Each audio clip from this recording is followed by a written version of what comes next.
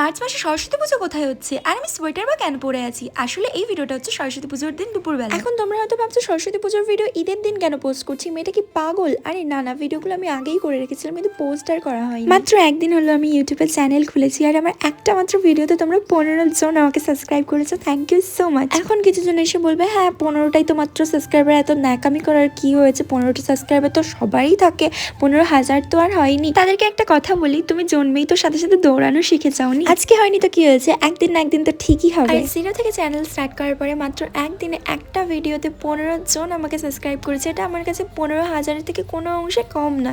তোমরা এই জিনিসটাকে প্র্যাকটিক্যালি ভেবে দেখো না, যে তোমরা একটা একা পথ চলা স্টার্ট করেছো আর তোমার মাত্র একটা ডাকে 15 জন তোমার পাশে এসে দাঁড়িয়েছে, তোমার কি এটা কম বলে মনে হয়? কিন্তু ভিডিও সরস্বতী পুজোর দিন বিকালবেলা বেরিয়ে আশেপাশের কয়েকটা ঠাকুর দেখে আর খাওয়া দাওয়া করে বাড়ি চলে এসেছি। আচ্ছা তোমরা একটু আমাকে সাজেশন দেবে যে কোন টাইপের ভিডিও বানালে তোমরা দেখতে বেশি পছন্দ করো? বাইরে গিয়ে সারাদিন কি করছি কি খাচ্ছি সেই ভিডিও, নাকি বাড়িতে থেকে সারাদিন কি করছি সেই ভিডিও?